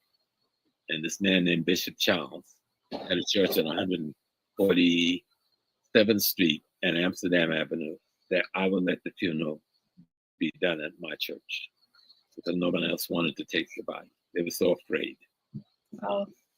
And so we'd go to that church every year. The church has since moved. The bishop had passed away. But we would help raise funds for the school. They also had a school there. And so she did that kind of work. Anywhere somebody was fighting for justice in the street, she was there. She was very close to Sister Merle Evans. She was very close to Dr. King's wife. And the three of them spent a lot of time together helping our communities all around the country. I don't think those three women get credit, Coretta, Merle, or Sister Betty, get the credit they deserve from us or in media. But we need to learn and remember them, because Malcolm wouldn't have been able to do none of the things he did if it wasn't for those women, from his mothers to his sisters to his aunties to his wife, who helped support him to go forward and do that work. And we should never forget them. We should always remember them, going forward. Because right now we're seeing great female leadership rising up all over Africa. You know, we've seen the vice president of Ghana is a woman. The president of Tanzania is a woman. The new president of Namibia is a woman. The president of Barbados is a woman. And I think we got a couple of other female vice presidents on the continent, and they're not walking in silence either. These sisters are speaking out and taking a strong position. Thank God that the Black man is waking up and understanding you can't build a nation if you suppress your woman. Right. You cannot build a nation if you marginalize and minimize your woman. You know, Europe do that because they were willing to do any brutality in the world to maintain power. But we cannot go forward without the mind and the spirit of the Black woman at our side, and in many instances in front of us, if that's what it takes.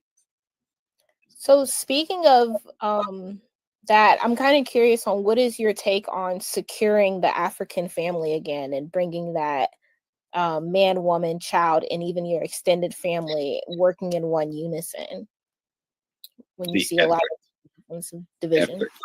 It has to be your goal. Okay. First thing, are you married yet? No, sir, I'm not married yet, but soon it's coming.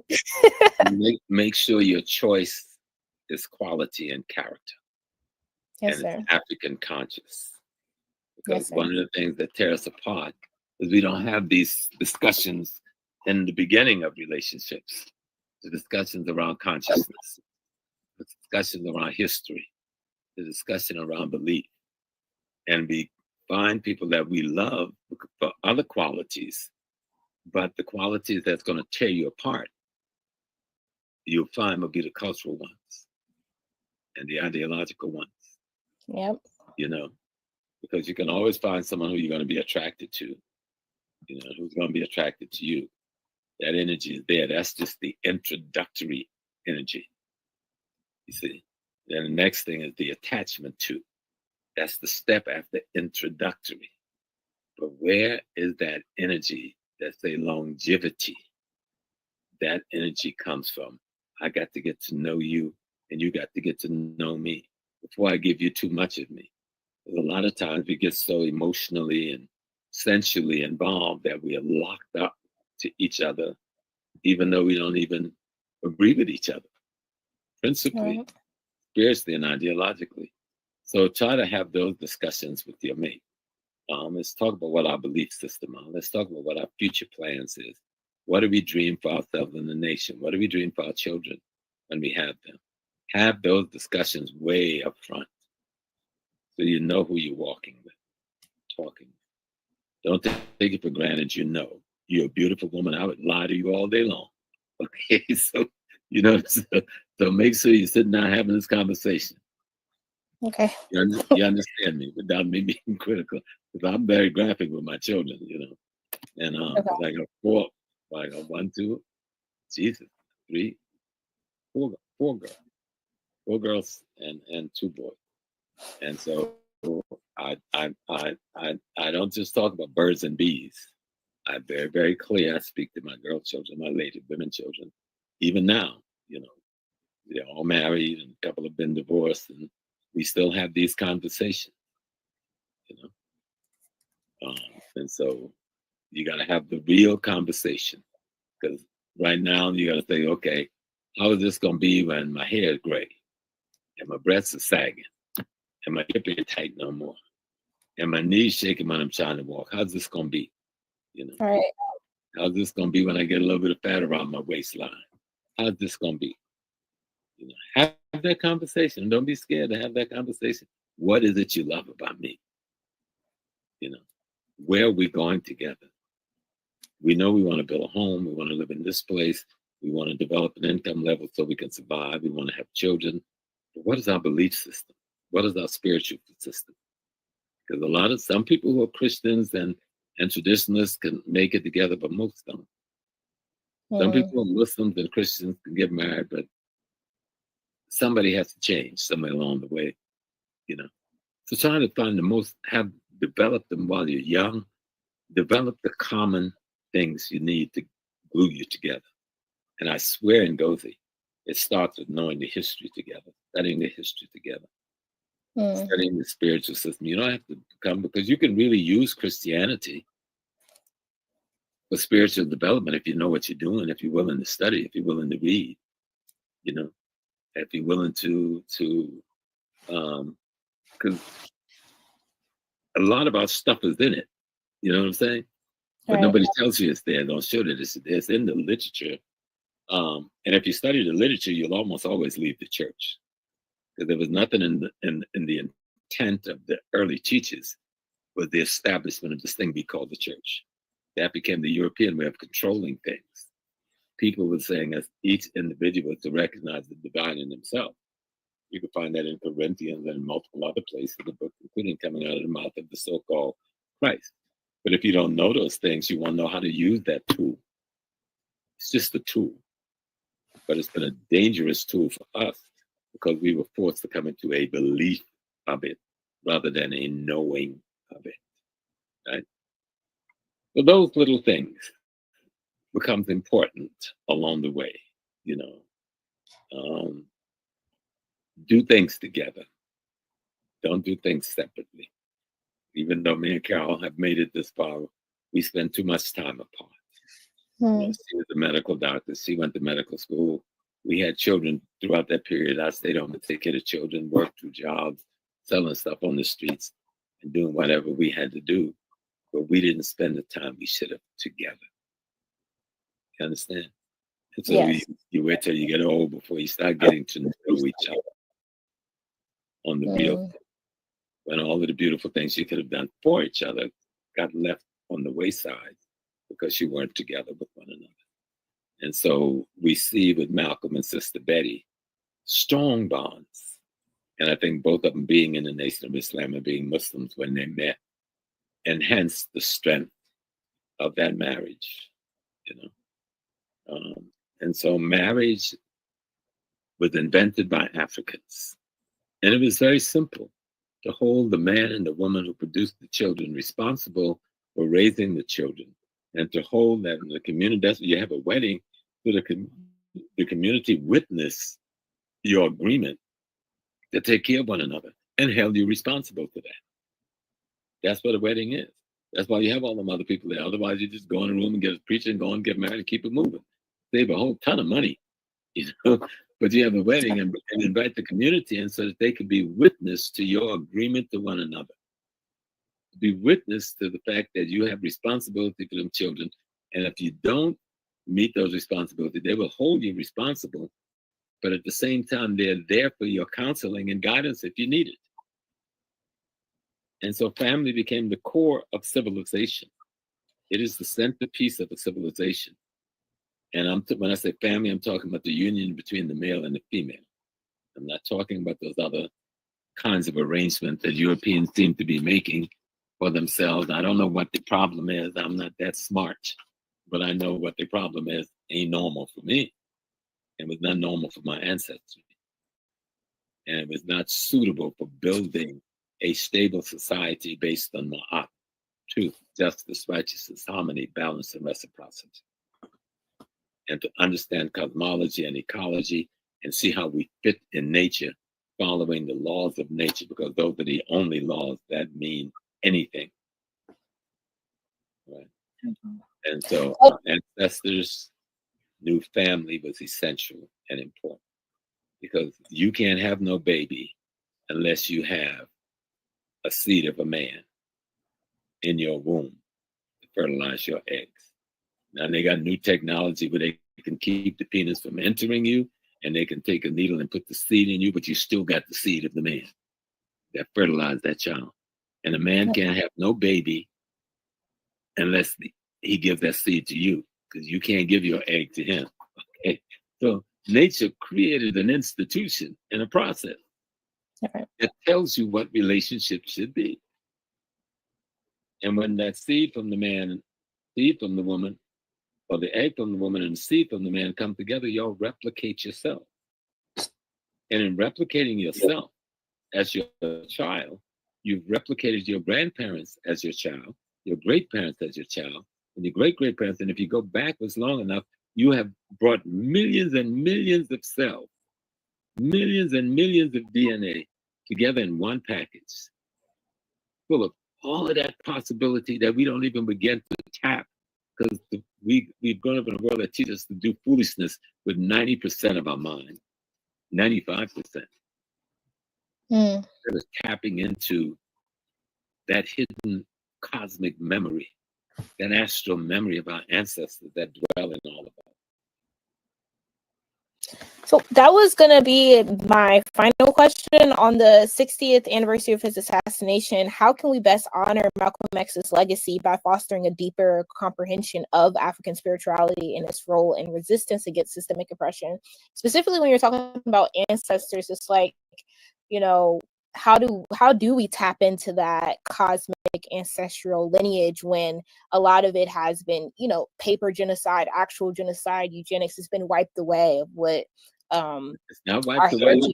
It's only wiped away from your conscious world, but not from your subconscious world. No, your genetic. The subconscious world. Yeah. Well, I give you the simplest tool possible. Study your history. Start with the history of your family. Who's your mama? Who's your daddy? Who were their parents? Who were their parents? Who were their parents? Where were they born? What did they go through in Louisiana, Mississippi, Alabama, Arkansas, California, New York? What did they go through to become who they were? And then you expand into Africa, you know. And today we got all of the technology to do the gene search and stuff. And some of us get lucky. We found our family. I had a sister, she was Puerto Rican. She went with me on one of the trips to Ghana. And I was talking to her husband, James, last week. And she remembered one name that her grandma used in Puerto Rico. And so I called Ghana and gave that to my travel people, Kwame and them. And they found the priest and a linguist. And we found this lady's family in Ashanti. We went to the village, you know. And when we rolled up to that village, it was the day they were having a funeral. But all of the royalty left that funeral and let that go on separately while they came and created a whole nother ceremony for their great-great-granddaughter, born in Puerto Rico, returning home because she remembered that one name, that one old lady. Wow. In San Juan. So we know our people are there. You know, when we left there, we left our uncle, our aunties, our cousins. You know what I'm talking about? Sometimes we left grandma because she was too old to go into slavery, grandpa. And so they kept producing our family members that we don't know. But in our genes, we know them. And so your question is, how do we tap into that? Studying history is one of the main things. That's the first step. But learning the spiritual systems. Like, for instance, there'd be the Yorubas, because the Yorubas was the largest, one of the Yoruba wars was at the end when the slave trade was ending, right?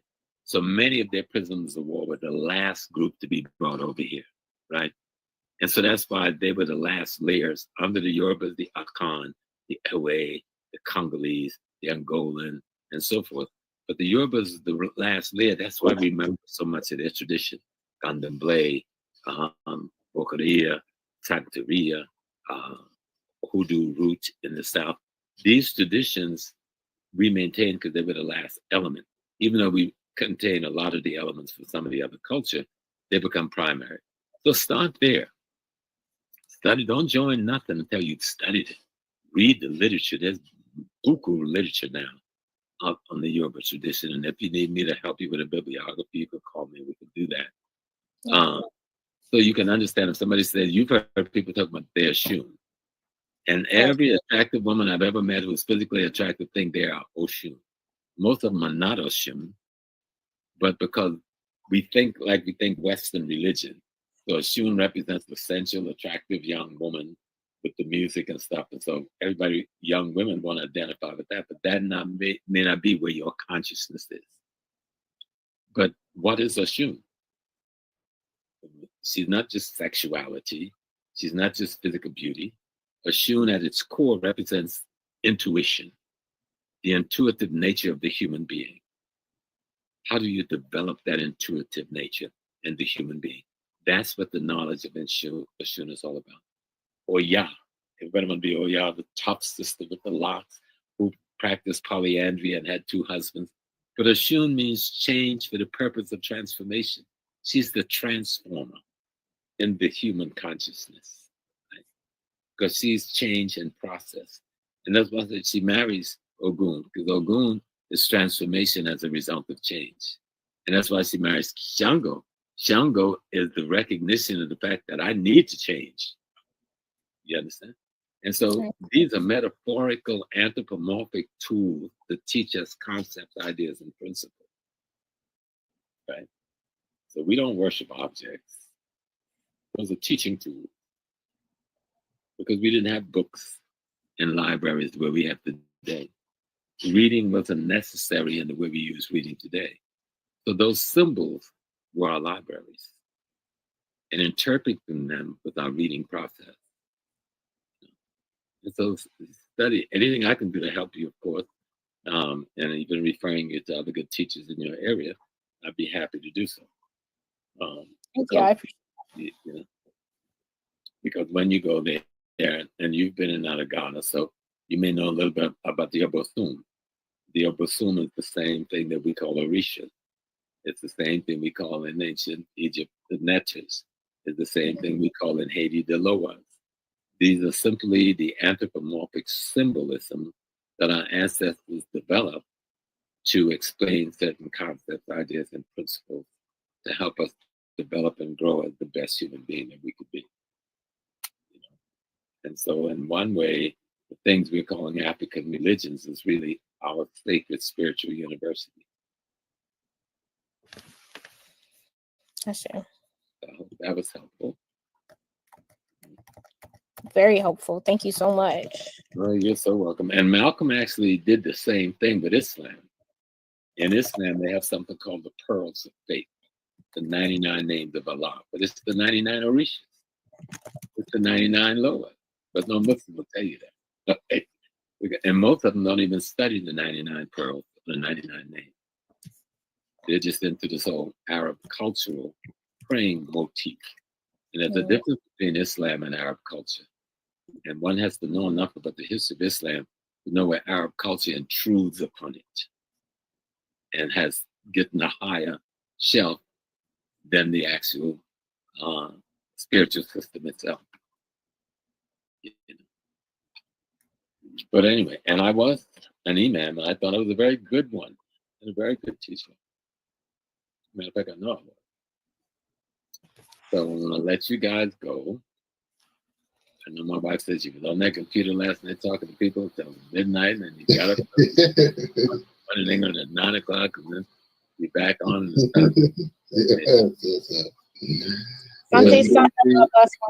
Happy to see you. You know, you and I need to get to know each other better. Yes, sir. And we will. All right. Study and keep doing your research. Yeah. Always walk in the world being careful. You can always, I tell everybody, set up a shrine for your ancestors. You know, not even a shrine, an altar. And that's just a place where you display their photographs or their names. And what is the purpose of that? To stimulate memory. Mm-hmm. So when you see someone's picture, it brings back memories. And when you dialogue with them, you open even more memories up in you of them. Mm. And then you will find that, what would grandma have told me to do with this circumstance, with this problem I'm bringing to her, if she was really alive? Well, if you meditate deep enough and talk deep enough, you will realize from what grandma words and consciousness was in your memory, the answer is right there. You know what grandma would have told you, you know, because you can remember how she felt about these things. And so that's one of the easy ways you practice getting in tune with the answer. And you'd be surprised at some point, you don't have to do nothing. You know that one speaks to me. I feel it. I know it's that one. Then sometimes you start seeing them in your dreams, and they communicate with you in your dream. But you got to listen. You got to listen to them. You can't say, "Oh, yeah, I saw it, yeah, and then you go the other way." No, meditate, study, listen, ask. Why did y'all come to me last night and say that? It means me going to sleep again, taking a nap, take on it easy. Do it. We don't have no problem with other cultures using yoga to meditate. We don't have no problem with other cultures sitting and meditating for hours and hours. But and we see it as legitimate, but we don't do the same thing. You know? Just create a space for them, treat it with the highest reverence, and go sit and talk to them, just like they were still alive, sitting there listening to you physically. And then you begin to see. Then you begin to know. Then you begin to know. Yes, sir. I've been hearing that often, actually. So thank you. Good. So I'm gonna get ready to leave you. All right. My pleasure. Good evening, and I was happy to see this little daughter. Yes, in Africa. And you know, stay strong, Tim. And little brother, you keep doing what you have to do, and let's get unhappy and let me listen to you the next time. Sounds good, Bob. Appreciate it. Thank you both. Appreciate the time, and you all both have a good evening, rest of the week, and we shall build again soon. Peace and blessings. Peace and blessings.